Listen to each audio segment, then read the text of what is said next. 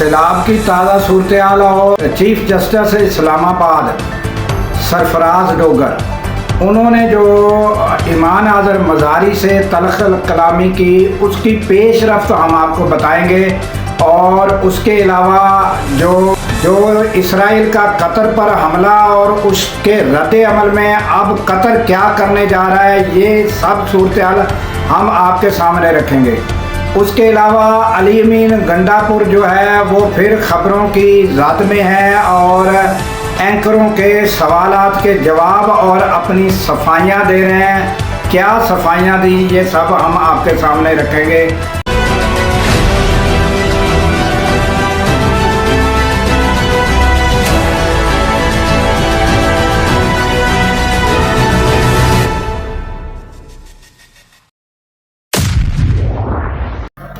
अस्सलामुअलैकुम, मैं हूं अब्दुल गफ़ार। नाज़रीन, सबसे पहले सैलाब की सूरत हाल बता देते हैं कि अब तकरीबन दरियाओं में जो है वो पानी जो है वो उसकी सतह नीचे जा रही है, जबकि गुड्डू के मकाम पर अब 6 लाख से ऊपर और सखर के मकाम पर 5 लाख से ऊपर यानी 5 लाख क्यूसेक से ऊपर बहाव है, यानी दरमियाने दर्जे का सैलाब है। और अपना गुड्डू के मकाम पर थोड़ा हाई है और जो पोजीशन है वो अंडर कंट्रोल है, क्योंकि उसमें आपको हम बार बार बताते हैं कि नाजरीन जो कैपेसिटी है गुड्डू की वो तकरीबन 12 लाख 12.5 लाख से ऊपर है। तो अब जो है 6 लाख से ऊपर तकरीबन जो है वो गुड्डू से पानी जो है वो गुजर रहा है 6 लाख क्यूसेक से। तो ये ताज़ा तरीन सूरत हाल है। और नाजरीन, जो जलालपुर कबीर वाला इंटरचेंज के मकाम पर जो है वो आप देखें कि ये जो है वो अपना मोटरवे इंटरचेंज जो है वो टूट चुकी है और पानी बह रहा है। ये बताया गया है कि ये मुबैना तौर पर बताया जा रहा है कि ये कबीर वाला इंटरचेंज की पोजीशन है। तो ये इंतहाई अफसोसनाक है कि जो चाइना ने हमें जो ये सारा कुछ बना कर दिया, तो हम उसको भी नहीं संभाल सके और उसको भी जो है वो सैलाब की जद में वो आ चुका है। तो नाज़रीन, ये इंतहाई अफसोसनाक है। ये आप मनाजर देख रहे होंगे, तो ये ताज़ा तरीन मनाजर सामने आ रहे हैं। और उसके बाद नाज़रीन आते इसराइल का जो गुज़श्ता दिनों हमला हुआ था कतर पर, उसके पेश नज़र कतर ने जो है वो वुज़रा जो हैं उनकी जो है इस्लामी जो कॉन्फ्रेंस है वो बुलाई थी। और उसके बाद अब वुज़राए आज़म जो हैं तमाम सरबरान, उसकी कॉन्फ्रेंस जो है उसके बाद जो है वो फ़ैसला होगा। और नाज़रीन, जो कतर के वज़ीर आज़म हैं उनके बयानात हैं कि अब जो है वो जितने भी सरबरान हैं उनको ये चाहिए कि वो दोहरा जो मयार है या दोहरा जो रवैया है, दो तरफ़ा रवैया, उसको छोड़ दें। और अब हमें इसराइल की ज़्यादतियों और इसराइल ने जो फ़लस्तीन में जो कत्ल गारत की और जो उसकी दहशत गर्दी है उसके ख़िलाफ़ उन्होंने कहा है कि एक फ़ैसला कुन मरहले में दाखिल होना होगा। तो ये ताज़ा तरीन अपडेट आ रही है। और अब क्या फ़ैसला कतर करता है ये आने वाले चंद घंटों की बात है कि सामने आ जाएगा कि कतर के साथ अब जो है वो क्या उस पर जवाबी हमला किया जाएगा या क्या जवाबी कार्रवाई की जाएगी।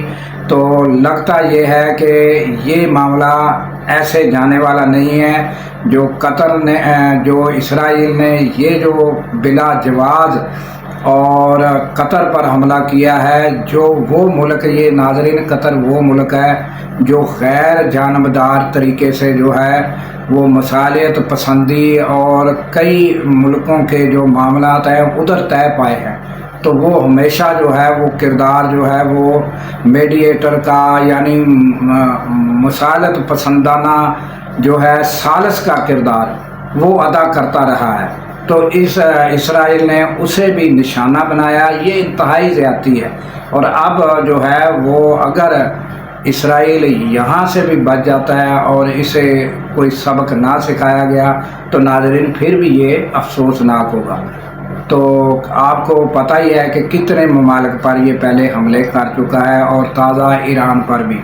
तो ये ताज़ा तरीन सूरत हाल नाज़रीन, अब आ जाते हैं कि ईमान हाज़र मज़ारी और chief justice Islamabad high court Sarfaraz Dogar, उनका अगर आपने वो अपडेट जो है वो हम बता देते हैं ताज़ा तरीन।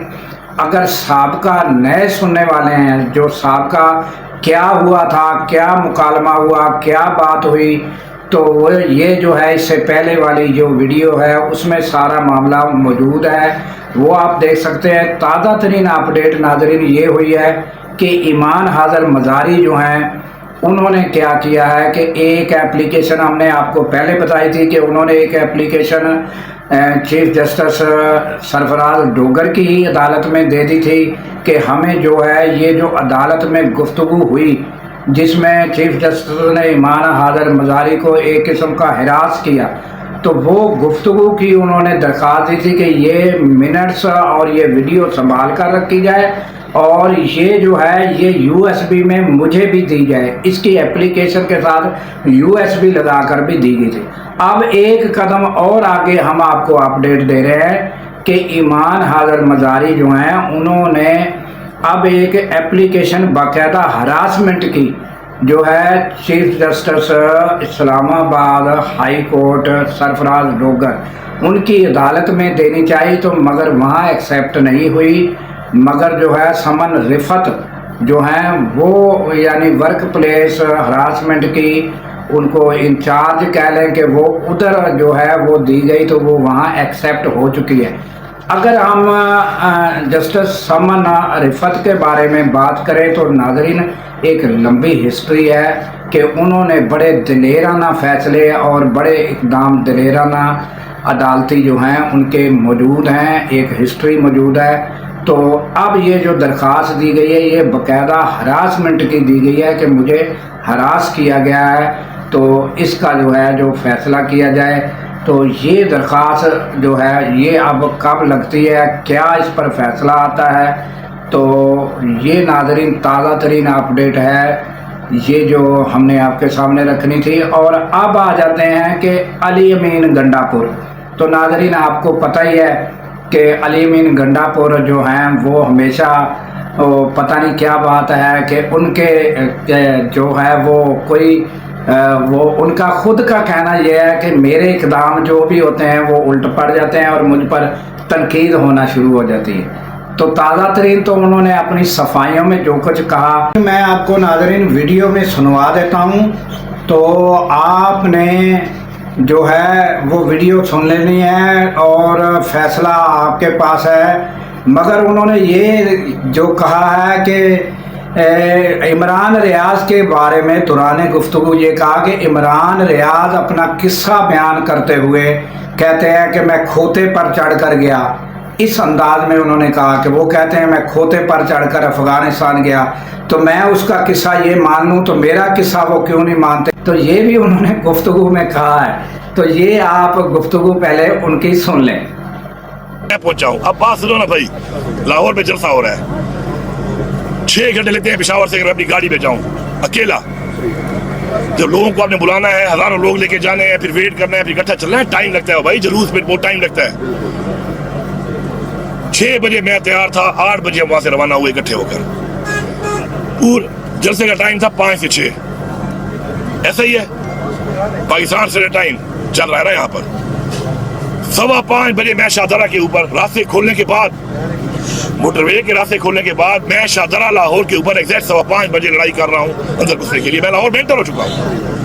वहाँ जलसा वाले न मेरी मदद के लिए आ रहे हैं पीछे से, न मेरा वेट कर रहे हैं। मैं पूरे 15-20 मिनट बाद जब इन्होंने जल्द खत्म किया मैं पहुंच गया उधर। मैं लाहौर, उसके बाद 3 और टके थे मुझे, मैं उन पे लड़ के पहुंच रहा हूँ अभी पूरी आवाम के साथ। जलसा खत्म करने वाले कौन थे उनसे पूछो ना भाई, क्यों खत्म किया है। निकल के मेरे बहन अपराध अली अमीन लेट क्यों आया है। वो अली अमीन के लिए मरियम नवाज ने रेड कार्पेट बिछाए हुए थे कि वो फूलों पे चल के आता। रास्ते में कंटेनर, आंसू गैस, शेलिंग मैं तोड़ तोड़ के पहुंच गया हूँ, बड़ी बात है। और तुम लोग जो उधर बैठे हुए थे, तुम लोगों से जलसे के ऊपर घंटे का टाइम के बाद तुम नस गए हो, फिर वहां से तो वेट कर लेते। जो वहां पे सरबराह खड़े थे स्टेज के ऊपर, क्यों भागे हो? आवाम तो खड़ी थी, तुम लोग जैसा खत्म करके लाइटें ऑफ करके निकल गए तुम लोग वहां से। फिर मैं ये बात करूं, फिर कहते हैं कि पार्टी वायलेशन है। मैं तो पार्टी वायलेशन करता नहीं हूँ, मैं तो खड़े हो कहता हूँ जो इतना कर रहा है अल्लाह उसका भला करे, अपनी कैपेसिटी में कोई कर रहा है।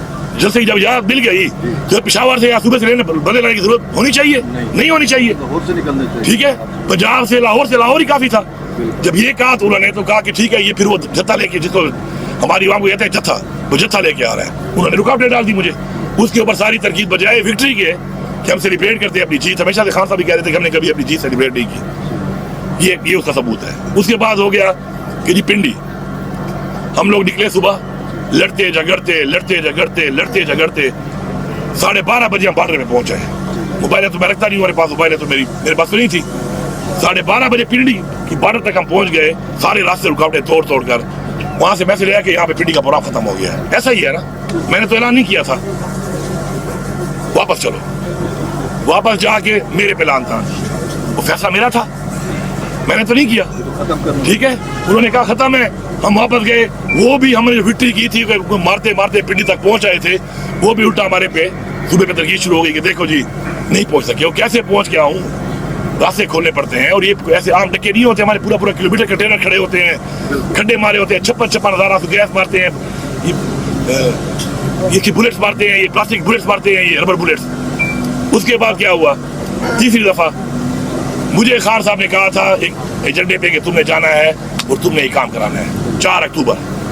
मुझे खान साहब ने कहा था ना, मुझे कहा था, हम लोग 4 को निकले। मुझे पता था कि मेरा मकसद क्या है आने का, क्योंकि खान साहब ने मुझे कहा था।